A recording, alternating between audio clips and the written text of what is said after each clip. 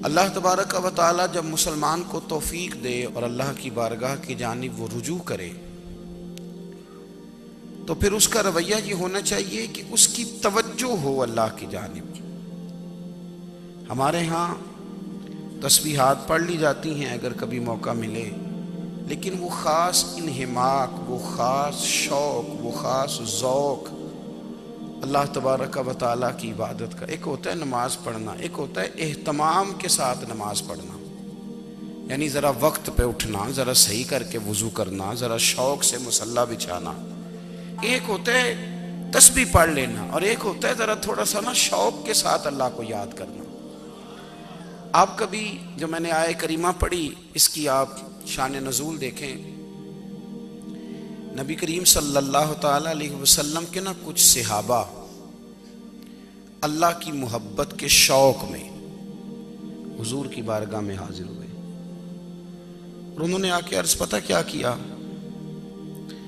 अर्ज करने लगे, या रसूल अल्लाह सल्लल्लाहु ताला अलैहि वसल्लम सालों बीत गए हैं सजदे करते हुए, हुजूर सालों बीत गए हैं तस्बीह पढ़ते हुए, सालों बीत गए कहते हुए कि सुबहान अल्लाह वो पाक है, हमें सालों बीत गए ये कहते हुए कि अल्लाह अकबर वही सबसे बड़ा है, सालों बीत गए कहते हुए कि अल्हम्दुलिल्लाह सारी तारीफ़ें अल्लाह के लिए, सालों बीत गए उसकी तस्बीह करते, तहलील करते, तकबीर कहते।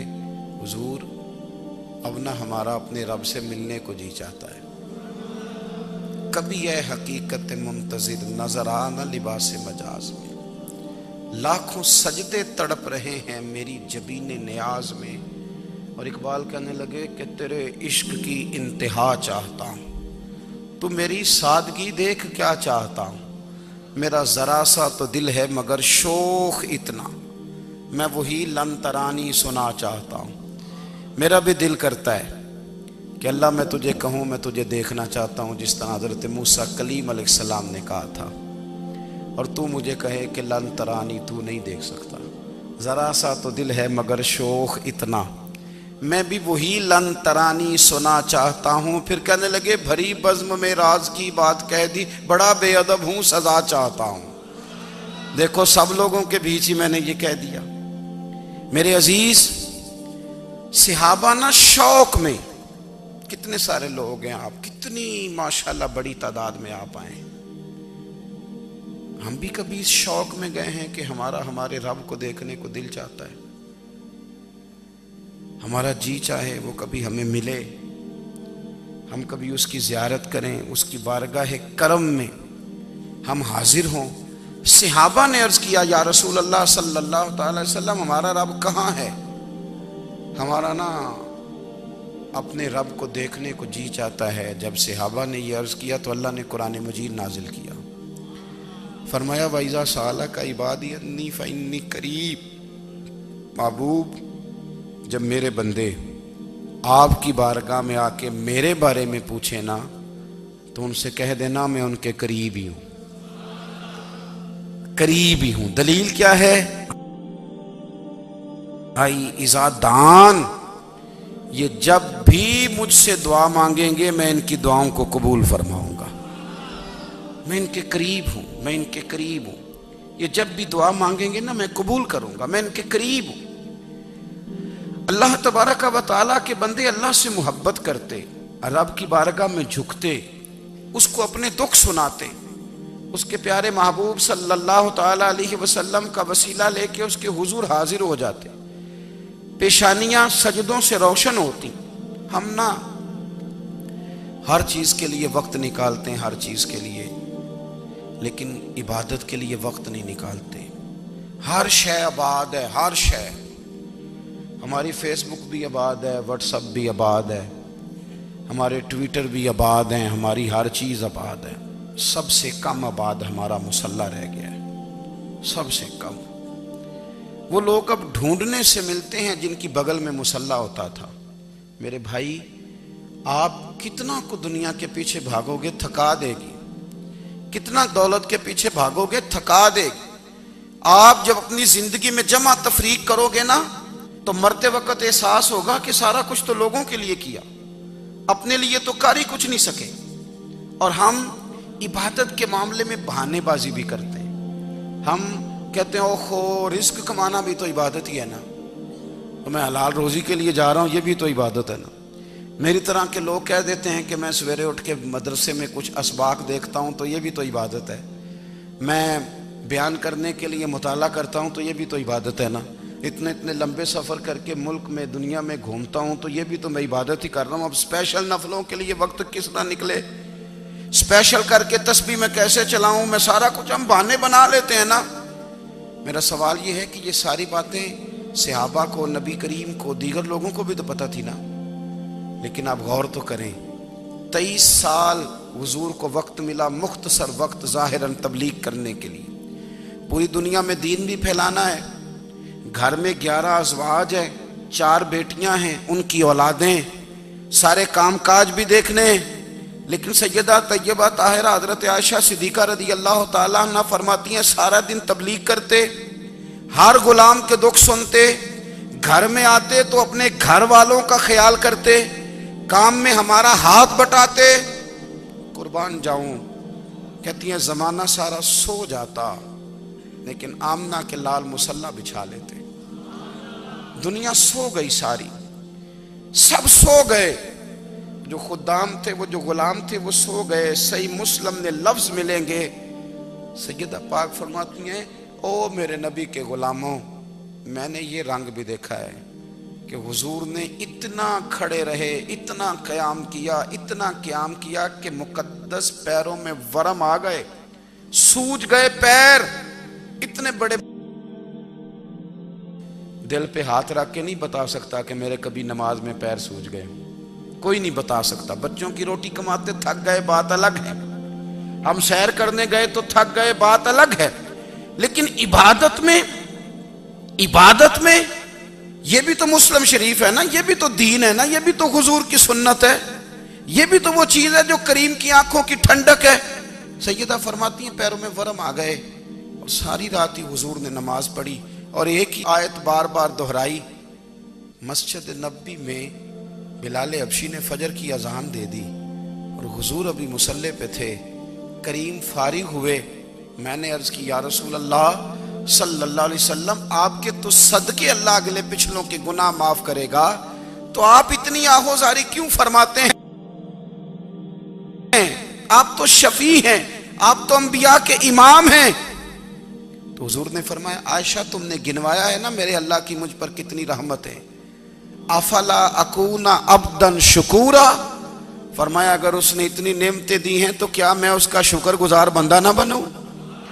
मैं शुक्रगुजार बंदा ना बनूं उसका? फिर अगर इतनी नेमतें उसने दी हैं, मुझे इतना नवाजा है, तो फिर मैं उसके सामने सजदे ना करूं? ओ मेरे भाई, बड़े काबिल फख्र लोग हैं हम कि हम नबी पाक के गुलाम हैं। हम काबिल फख्र हैं कि नबी करीम के गुलाम हैं। क्या कभी इस गुलामी के शुक्राने में भी 2 नफल पढ़े कि या अल्लाह तेरा शुक्र है तूने हमें हुजूर का गुलाम बनाया है? याद रखें कि अपनी रूहानी जिंदगी को आबाद करें, इस्तिगफार पढ़ें, तस्बीहात करें। हजरत अब्दुल्ला इब्ने उमर रज़ी अल्लाह ताला अन्हु, हजरत उमर के साहिबजादे, मक्का मुकरमा में उनकी कब्र है। मैंने जब उन्हें पढ़ा तो मुझे उनसे बड़ा प्यार हो गया। लेकिन आपको पता है वहाँ जाके किसी शख्स का मज़ार तलाश करना या पूछना एक मुश्किल काम होता है। तो एक दफ़ा मैं मक्का शरीफ में हाजिर था, तो एक गाड़ी वाला ड्राइवर मुझे कहने लगा कि मौलाना मैं आपको जानता हूँ, मुझे आपसे मोहब्बत है, एक बात बताऊँ आपको। मैंने कहा बताओ। कहने लगे हज़रत अब्दुल्ला इब्ने उमर की कब्र देखनी है। मैंने कहा ये तू नहीं कह रहा, ये किसी ने बंदोबस्त कराया है, ये अल्लाह ने तेरे दिल में बात डाली है, ये हो गया, तू ले चल मुझे। हजरत अब्दुल्ला इब्ने उमर को नबी पाक ने फरमाया था राजुलुन सालिह, ये नेक बंदा है, ये मुत्तकी आदमी। हज़रत अब्दुल्ला इब्ने उमर रज़ी अल्लाह ताला अन्हु सैयदना फारूक आज़म रज़ी अल्लाह ताला अन्हु के साहिबजादे हैं और इनकी हमशीरा सैयदा हफ्सा रज़ी अल्लाह ताला अन्हा हुजूर की ज़ौजा मोहतरमा। एक दिन अपनी हमशीरा से कहने लगे कि नबी करीम सल्लल्लाहु ताला अलैहि वसल्लम घर में आए ना, और अगर हुजूर गम उम्मत में परेशान ना हो, तबीयत को हशाश बशाश देखो, तो तो ज़रा पूछना तो सही हुजूर का मेरे बारे में क्या ख्याल है, पूछना तो सही कि करीम की बारगाह में मेरा क्या मकाम है, मेरे बारे में हुजूर क्या फरमाते हैं। अब बहन को काम बताए और बताए भी भाई, और फिर बहन वो काम ना करे, ये तारीख में होता नहीं। हज़रत उमर फारूक रदी अल्लाह ताला अन्हु की साहिबजादी उम्मुल मोमिनीन रदी अल्लाह ताला अन्हा फरमाती हैं कि मैं तो बस मुंतज़िर थी। उन्होंने तो कहा था ना कि अगर तुम हशाश बशाश देखो तो बात करना, लेकिन हुजूर तशरीफ़ लाए, मेरी बारी थी, मेरे घर तशरीफ़ लाए, खाना पेश किया तो फौरन मैंने अर्ज़ की हुजूर एक बात पूछनी थी। तो हुजूर ने फरमाया पूछिए। मैंने अर्ज़ की हुजूर मेरे भाई अब्दुल्ला इब्ने उमर के बारे में आपका क्या ख्याल है। नौजवानों मेरी बात पे गौर करना, मेरे भाई के बारे में आपका क्या ख्याल है। तो नबी करीम सल्लल्लाहु ताला अलैहि वसल्लम ने मेरी तरफ देखा और फिर हुजूर ज़ेरे लब थोड़ा मुस्कुराए। और बरेली के इमाम कहते हैं कि हुजूर मुस्कुरा देते थे ना तो जो बड़ा दुखी होता था वो भी हंस पड़ता था। अब सवाल पैदा होता था कि फिर तो उस मुस्कुराहट के लिए इंतज़ार करना पड़ता होगा कई कई महीने कि हुजूर मुस्कुराएं तो रोने वाले हंसें। तो आला हज़रत फरमाते नहीं, इंतज़ार नहीं करना पड़ता, ये मुस्कुराते रहना तो हुजूर की आदत है। जिसकी तस्कीन से रोते हुए हंस पड़े उस तबस्सुम की आदत पे लाखों सलाम। यानी ये तो आदत है हुजूर की मुस्कुराते रहना, इसके लिए इंतज़ार नहीं करना पड़ता। भाइयों आप ख्याल रखेंगे, गौर करेंगे। हजरत अब्दुल्ला इब्ने उमर रदी अल्लाह ताला अन्हु के बारे में पूछा तो सैयदा फरमाती हैं कि नबी करीम सल्लल्लाहु ताला अलैहि वसल्लम ना ज़ेरे लब मुस्कुराए और फरमाया हफ्सा तेरा भाई है तो अच्छा, लेकिन मैंने सुना है कि इशा की नमाज पढ़ता है तो फजर तक सोया ही रहता है। ओ नौजवानों, 10 बजे तक सोने की बात नहीं हुई, 9 बजे तक सोने की बात नहीं हुई, 11 बजे उठने की बात नहीं। हुजूर फरमाने लगे मैंने सुना है कि इशा की नमाज पढ़ के सो जाता है और फजर तक सोया ही रहता है। उसे चाहिए कि तहज्जुद के वक्त उठा करे, अल्लाह की बारगाह में हाजिर हुआ करे, आहुजारी करे, सजदे करे, इबादत करे। उठता है और फजर में जाके उठता है। हजरत जनाब अफसा रदी अल्लाह ताला अन्हा कहती है मैंने जनाब अब्दुल्ला इब्ने उमर को पैगाम दिया और मैंने कहा मेरे जवान भाई सुन, नबी पाक ने फरमाया है तो अच्छा पर तहज्जुद में नहीं उठता, नफल नहीं पढ़ता। ओ मेरी मिल्लत के जवानों, मज़ा नहीं आ जाता जब सारी दुनिया सोई हो, सारी दुनिया, और बिस्तर भी गर्म हो और नींद भी पूरा गलबा कर रही हो और अचानक घंटी बजे दिमाग में, आंख खुले, घड़ी पे नजर पड़े 3:30 4 बजे का पैगाम घड़ी बताए और कोई चढ़ती जवानी वाला उठे, उठ के वुजू करे और जब वो मुसल्ला खोल के बिछाए तो मदीने वाले महबूब कहते हैं कि हर नमाज पे रब सवाब देता है और जो उठ के तहज्जुद की नमाज पढ़े उसे देख के तो रब मुस्कुराता है। जो उसकी शान के लायक है, जो उसकी शान के लायक, वो मुस्कुराता है, खुश होता है कि मेरा बंदा तहज्जुद में उठ गया, वो मुस्कुराता है। काश हमारी सुबहें कभी अपने मालिक के नाम हो जाएं। काश के सुबह हजरत अबुल हसन रहमतुल्लाह ताला अलैह हजरत माज इब्ने जबल रदी अल्लाह ताला अन्हु के पास बैठा करते थे। फरमाते हैं उनसे जो प्यार बढ़ा तो फिर मेरा मुसल्ले से भी बढ़ गया। ताबिए फरमाते हैं सहाबी रसूल से मोहब्बत हुई तो जिक्र से भी हो गई, फिर दुरूद शरीफ से भी हो गई। मोहब्बत उनसे बढ़ी तो फिर अल्लाह ने मस्जिद का प्यार भी बढ़ा दिया। आप फरमाते हैं कि मेरी हर वक्त तबीयत चाहती थी कि बस अल्लाह अल्लाह करूं, बस अल्लाह अल्लाह करूं, बस ना मैं ज़रा थोड़ी जान छुड़ाऊं लोगों से, कुछ 10 मिनट मिले तो मैं कुछ 4 नफल पढ़ लूं, मैं थोड़ा सा ना बचूं लोगों से और मुझे तस्बीह मिले तो मैं ना कुछ 400-500 दफा इस्तिगफार पढ़ूं, सुभान अल्लाह, अल्हम्दुलिल्लाह, अल्लाहु अकबर, ला हौला वला कुव्वता इल्ला बिल्लाह, मैं ना तस्बीहात पढ़ूं। फरमाते हैं कि बच्चे थे घर में 6-7, गुर्बत थी, काम मिलता कोई नहीं था और मैं काम चोर नहीं था, काम ढूंढता था, पर अल्लाह की कुदरत के काम नहीं मिलता था। फरमाते हैं कि मैंने एक दिन अपनी अहलिया से कहा कि आज मैं फिर जाता हूँ काम ढूंढने। तो मेरी बीवी बड़ी फरमा बरदार थी, पर उस दिन ना गुर्बत के हाथों तंग आके कहने लगी आज नाना कोई तू चीज लेके आया तो मुझसे बच्चों की भूख नहीं देखी जाती। ये सब रोगां दा रोग मुहम्मद जिस दा नाम गरीबी, कंड बुला के लंघ जाते नहीं दोस्त यार करीबी। आज ना कुछ लेके आया तो मैं बच्चे लेके मेके चली जाऊंगी। शेख फरमाते हैं कि मैं बड़ा परेशान घर से निकला, पर मैंने सुबह से लेके जोर तक काम ढूंढा, काम मिला कोई नहीं। तो मेरे दिल में ख्याल आया चलो काम नहीं मिलता तो अल्लाह अल्लाह तो करे ना, चलो बंदों की मजदूरी नहीं मिलती तो रब करीम की इबादत ही करते हैं। फरमाते हैं कि मैंने ना फुरात के पानी से वुजू किया, नहर के, शदीद धूप थी, साथ रेत थी और रेत तप रही थी।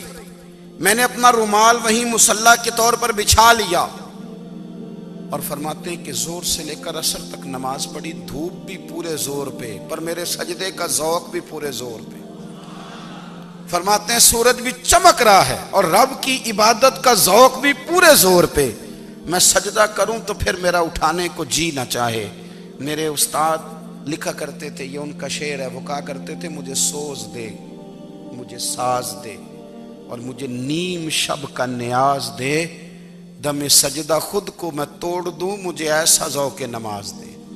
और मैं तेरी बहार का फूल हूं, मैं खिला भी हूं तो तेरे लिए, मुझे मेरी शाख से तोड़ ले, मुझे अपनी जुल्फ का नाज दे। भाई फरमाते हैं कि असर तक मैंने नफल पढ़े, दिल ढलने लगा, असर की नमाज पढ़ी और मैं वहां से चला। अब मैं जब निकलने लगा तो दिल में ख्याल आया कि छोटी छोटी दीवारें हैं घर की, बगैर कुछ लिए जाऊंगा तो बीवी दूर से देखेगी तो शोर करेगी कि फिर खाली हाथ आ गया है। कहते मैंने अपने उसी रुमाल में जिस पे मैंने नमाज पढ़ी थी ना, रुमाल में की आखी दे पंजाबी जो साफा कहते हैं, उसी में ना मैंने कुछ रेत भर ली कि वो दूर से देखेगी तो समझेगी कुछ लेके आया है। चलो जाके उसे बता दूंगा कि आज फिर मजदूरी नहीं मिली। कहते हैं वो रेत लेकर जब मैं घर में गया तो पहले बीवी दरवाजे पे खड़ी होती थी, पूछती थी खाली हाथ आ गए हो? आज मैंने देखा तो है ही कोई नहीं। फरमाते हैं मैं अंदर दाखिल हुआ, सलाम लिए, कोने में मैंने वो रुमाल रख दिया और मैंने आवाज दी कि भली मानस कहाँ हो? तो वो कहने लगी आप मुंह हाथ धो ले, मैं रोटी लेके आई। मैंने कहा रोटी कहाँ से आ गई? यहाँ तो कई दिनों के फाके, तो कई दिनों की गुर्बत है, यहाँ तो इस घर में तो फकीरी है। फरमाते हैं कि वो रोटी लेके आई और उस वक़्त की जो मौजूदा नेमतें थी, समझ लें सलाद अचार हर चीज़ साथ लाई। मैंने कहा कि बच्चे कहाँ गए? कहने लगी वो खाना खा के खेलने गए, आप खाना खा लें आ जाते। खाना उसने चुन दिया। मैंने हैरत अंगेज लहजे में सारी नेमतें अपने दस्तरखान पे देख करके बीवी से पूछा ये कहाँ से आया खाना? बच्चों को तूने कहां से खाना खिलाया? ये सारा कुछ कैसा है? तो कहने लगी पता नहीं आज आप किस करीम की मजदूरी करने चले गए थे, पता नहीं किस करीम की। मेरे घर में तो इतनी नेमतें आई हैं कि मुझसे संभाली नहीं जा रही, इतना अनाज है, इतना गंदुम है, किस करीम के दरवाजे आज चले गए थे? ये कहते कहते वो उठी और उठ करके कहने लगी पहले ही बड़ा कुछ आया था, अब क्या ले आए हो? और जा करके ना उसने वो रेत वाला रुमाल खोला।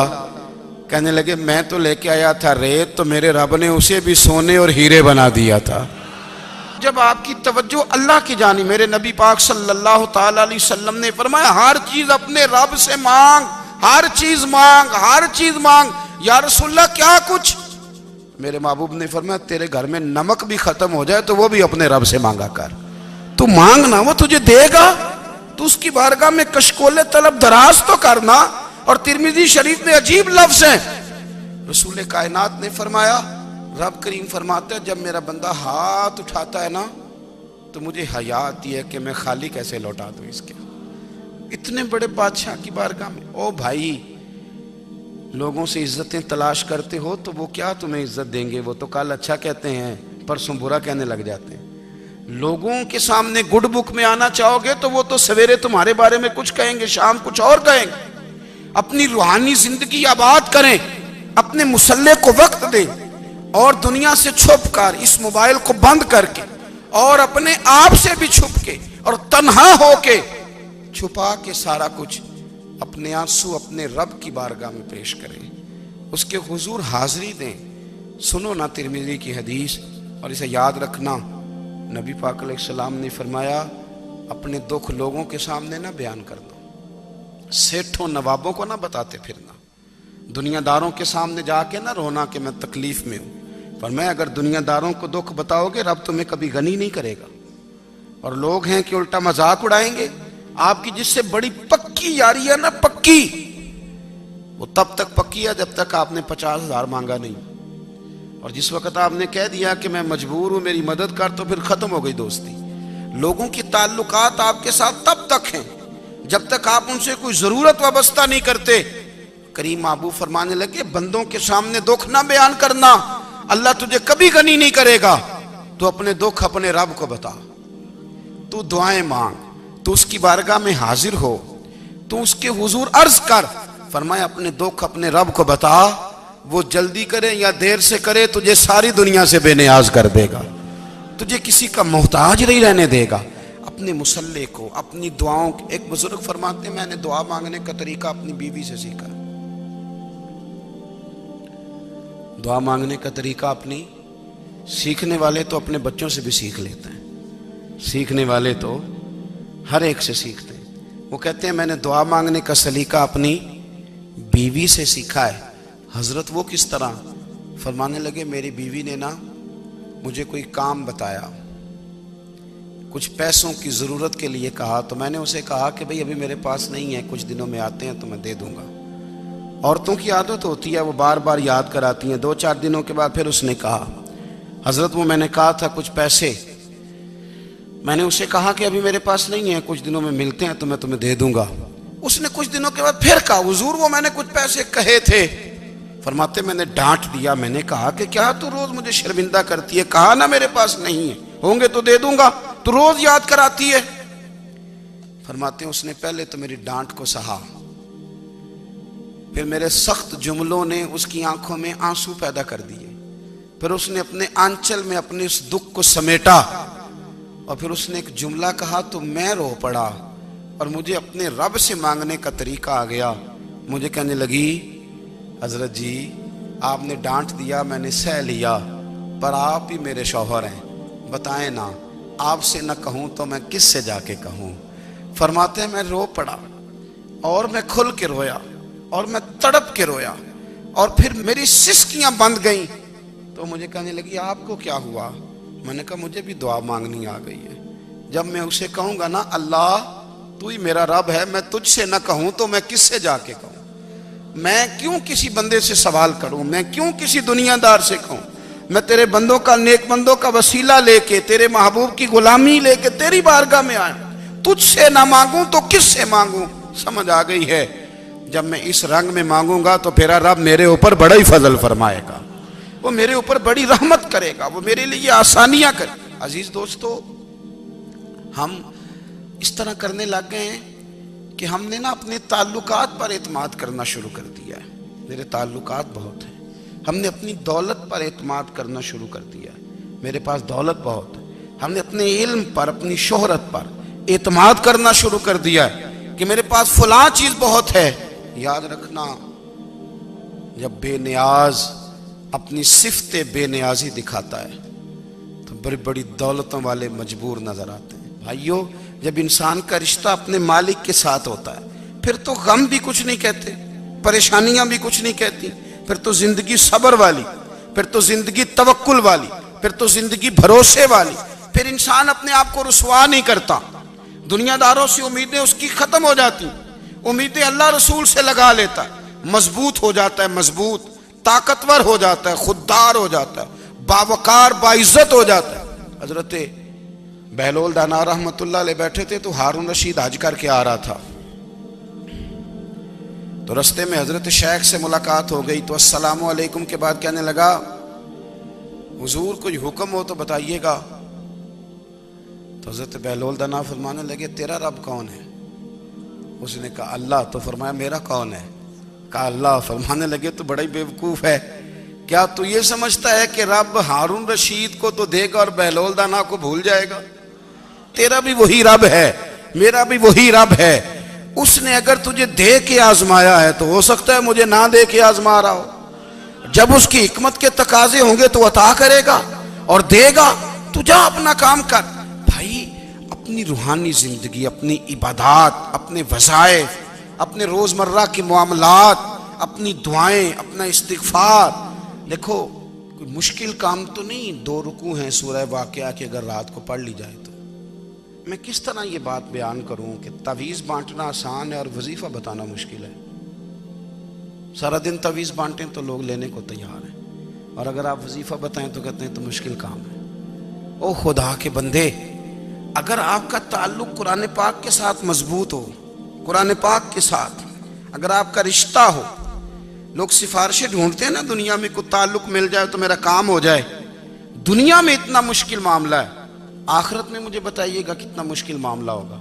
मेरे नबी पाक सल्लल्लाहु ताला अलैहि वसल्लम ने फरमाया, जो लोग सूरह मुल्क पढ़ा करते थे ना, सूरह मुल्क, ये सूरत मुल्क क़यामत में उनकी सिफारिश करेगी और इस तरह करेगी कि कहेगी ए अल्लाह, यहाँ इस बंदे को जन्नत में दाखिल कर दे या मुझे कुरान पाक से अलहदा कर दे। तो रब फरमाएगा जा इसका दामन थाम के इसे जन्नत तक पहुंचाया। आप बात को समझिए, जब आपके ताल्लुकात अपने मामलात के साथ मजबूत होंगे, ये नबी करीम ने वादा किया है कि तू सूरत वाक़िया पढ़, तेरे घर में फाका नहीं आएगा। हज़रत अब्दुल्ला इब्न मसूद रदी अल्लाह तआला अन्हु बीमार थे तो हज़रत उस्मान गनी रदी अल्लाह तआला अन्हु तीमारदारी के लिए तशरीफ़ ले गए और जा कर के कहा कि आप बड़े बीमार हैं, आपकी बेटियां ज़्यादा हैं, मैं चाहता हूँ कि ख़जाने में से कुछ मदद करूँ। तो सैयदना अब्दुल्ला इब्न मसूद रदी अल्लाह तआला अन्हु उठ के बैठ गए और कहने लगे, अमीरुल मोमिनीन, अल्लाह आपको मेरी तरफ से, मेरी बेटियों की तरफ से बेहतर सिला दे। मेरी बेटियों को किसी खजाने की जरूरत नहीं, मैंने उन्हें खजाना दे दिया है। कहा जनाब आपने कौन सा खजाना दिया है, मैं आपके माली मामलात को जानता हूं। तो फरमाने लगे, अमीरुल मोमिनीन, मेरे नबी करीम ने फरमाया है जो सूरत वाक़िया पढ़े उसे कभी फाका नहीं आता। मैंने बेटियों को याद करा दी है, ये खजाना मैंने उन्हें दे दिया है। वो सारे वालिदैन सुने जो बेटियों के लिए परेशान रहते हैं। हजरत अब्दुल्ला इब्न मसूद नसीहत कर रहे हैं, फरमाने लगे मैंने सूरत वाक़िया याद भी करा दी है, पढ़ने की आदत भी डाल दी है। हुजूर ने फरमाया है जो सूरत वाक़िया पढ़े उसे फाका नहीं आता। कहने लगे चांद तो अपनी जगह छोड़ सकता है, सूरज गिर सकता है, तारे टूट सकते हैं, पर मदीने वाले रसूल की बात गलत नहीं हो सकती। हुजूर ने फरमाया फाका नहीं आएगा तो इंशाअल्लाह कभी भी नहीं आएगा। करने का काम यह है कि हम अपने मामलात, अपनी इबादत, अपनी दुआएं,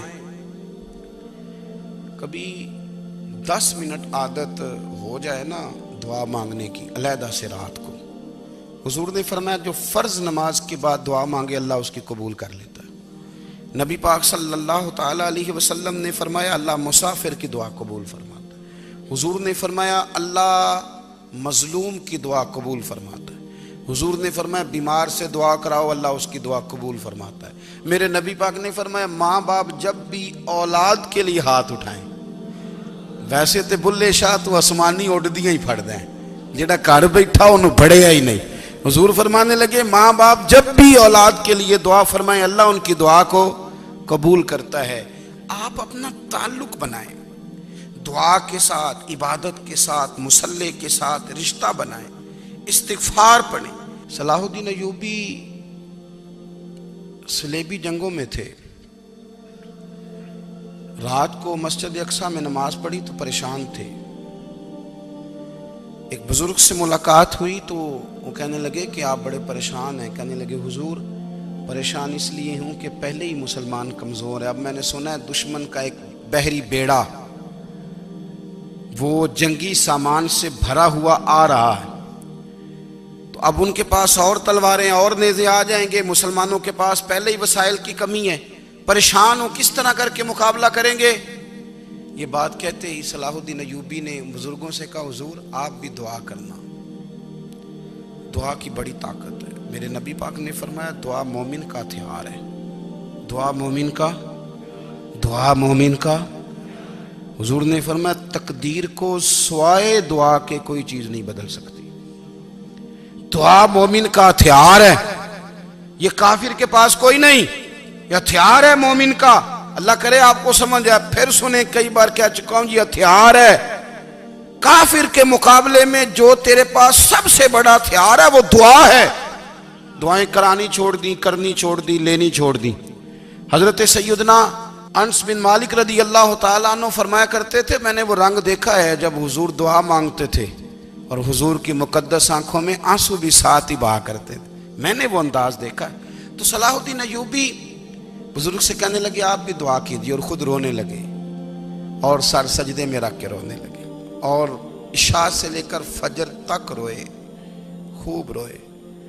सुबह वो बुजुर्ग आए तो सलाहुद्दीन अय्यूबी का खूबसूरत और हंसता हुआ चेहरा देखा। कहने लगे आप बड़े खुश हैं, रात तो मैंने बड़े रोते हुए देखा था। तो कहने लगे हुजूर वो जो बहरी बेड़ा आ रहा था ना वो पानी में डूब गया है, अब वो नहीं आ रहा, अभी खबर आई है तो मैं बड़ा खुश हूँ। बुजुर्ग कहने लगे उठ सीने से लग, और सोने के बाद वो बहरी बेड़ा पानी में नहीं डूबा, वो तेरे आंसुओं में डूब गया है। वो जो तू रात रोया है ना रब करीम की बारगाह में, तो वो डूब गया है। भाई अपना मुसल्ले का, इबादत का, वज़ाइफ का, अल्लाह अल्लाह का सिलसिला उसको मजबूत करें, अपनी दुआओं के ताल्लुक़ को मजबूत करें। दुआएं बड़े इनकलाब बर्पा कर देती हैं। हम थोड़े थोड़े ना जब से खुश्क हुए हैं ना, खुश्क, और मेरी तो जमात ही सूफिया की जमात थी। हम तो दाता अली अजमेरी की जमात से, हम तो ख्वाजा अजमेरी की जमात से, हम तो शेख अहमद फ़ारूक सरहंदी की जमात से, हम तो सूफिया की जमात। हमारी जमात ने भी वो ताल्लुक़ जो हमारे बुज़ुर्गों ने बनाया था। बुज़ुर्ग अल्लाह के करीब कैसे जाता है? तो हमारे यहाँ ना बहुत सारे लोग कहते हैं जी नज़र हो गई तो काम हो गया। भाई जो बुखारी मुस्लिम में तरीका है ना अल्लाह का कुर्ब पाने का, वो तो नफल है। नबी करीम अलैहिस्सलाम ने फरमाया बंदा नफलों के जरिए रब के करीब जाता है, और इतना करीब जाता है कि फिर अल्लाह उसकी जुबान बन जाता है, अल्लाह उसकी आंखें बन जाता है, कान बन जाता है, हाथ और पैर बन जाता है। तो ये तो इबादत है, ये तो अल्लाह की बारगाह की हाजिरी है जो आपको अल्लाह के करीब करेगी। तो अपने नमाज को अहमियत दे के अदा करें, नमाजें मोबाइल बंद करके अदा करें। लेकिन ना कुछ लोग कहते हैं मुझे टाइम नहीं मिलता नमाज का, तो मैं कहता हूँ ये आपने बड़ी जुर्रत की बात की है। मुझे को मेरा पीर भाई कह देना मेरे पास टाइम नहीं आपको मिलने का, तो मैं कहता हूँ आज के बाद आना ही ना। तू क्या समझता है, तू बहुत बड़ा आदमी है, तेरे पास टाइम नहीं है और हमें मिलने का टाइम, मौज कर। तो आपने अल्लाह रसूल को कह दिया टाइम नहीं। और अजीब फलसफा है ना, कहा जाए नमाज पढ़ने आओ तो कहते हैं कपड़े ठीक नहीं, और कहा जाए कि आओ जरा दावत पे चले तो कहते हैं 1 मिनट ठहर मैं कपड़े बदल के आया। नमाज के लिए कहा तो कहते ठीक नहीं, दावत के लिए कहा तो कहते मैं जरा तैयारी कर लूं, यूं जाना मुनासिब नहीं। ये मामला ठीक नहीं। रब तो फरमाता है कि जब तू मस्जिद में आ तो जीनत इख्तियार करके आ, खूब ज़ौक़ से दुआ मांगे, खूब शौक़ से नमाज पढ़ें, खूब इस्तिग़फ़ार का मिजाज बनाएं। आप लोगों के बीच रह के सुख हासिल करना चाहते हैं, लेकिन आपको पता है कई कई महीने गारे हिरा में रहना भी मदीने वाले महबूब का तरीका है। हर साल एतिकाफ बैठना अलग से, ये भी हुजूर का तरीका है। मस्जिद नबी के अंदर दरवाज़ा खुलता था नबी करीम का, पर घर के अंदर नफल पढ़े नबी पाक। और हुजूर फरमाते हैं कुछ नफल नमाज घर में भी पढ़ा करो, घर को कब्रिस्तान ना बनाओ। हमारा घर अल्लाह के ज़िक्र से आबाद होगा अगर हम नमाज पढ़ेंगे ना। मैं जब सुन्नत पढ़ने के लिए घर में खड़ा होता हूँ तो मेरा जो 2.5-3 साल का बेटा है ना, वो भी मेरे साथ नमाज पढ़नी शुरू करता है। उसे पता कोई नहीं नमाज क्या होती है, लेकिन वो भी ना सजदा ना भी करना है तो साथ लेट ज़रूर जाता है। पता चला बच्चे लेक्चर देने से नमाज नहीं पढ़ते, नमाज शुरू कर दें तो बच्चे भी शुरू कर देते हैं। हम जब परेशान होते हैं तो लेक्चर देते हैं, तो लेक्चर तो बाहर शायद चल जाए, घर में कैसे चलेगा? घर में तो अमल चलेगा। तो मेरे अजीज़, आज के इस रूहानी इज्तिमा में हमारे दोस्तों ने जो मेहनत की, हमने बार बार अपनी नीयत से पूछा खुदा हमें माफ़ करे अगर कोई ज़ाती शोहरत है, कोई हमारे ज़ाती मुफादात हैं, रब हमें हिदायत दे। हमारी ये ख्वाहिश थी कि रूहानी इज्तिमा हमें थोड़ा सा अल्लाह और उसके रसूल के जानिब माइल करे, कुछ हमारा रिश्ता मुसल्ले के साथ